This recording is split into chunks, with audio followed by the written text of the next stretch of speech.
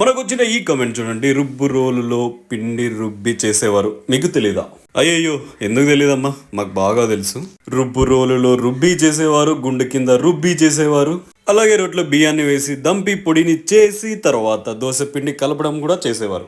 అయితే మా నాన్నమ్మ మాలూం తెరేకో తుమ్కోనా లేదా ఆపుకోనా, అదే హిందీలో చెప్తున్నాను. మా హిందీ టీచర్ చూస్తే నన్ను కొడుతుందేమో. సారీ అధ్యాపికజీ, హిందీని కూని చేశానేమో. మా నాన్నమ్మ అయితే అంత ఓపిక్గా రుబ్బు రోల్లోను అలాగే రోట్లోను గుండె కింద రుబ్బలేక ఇలా మిషన్ కేపిచ్చేది పిండి.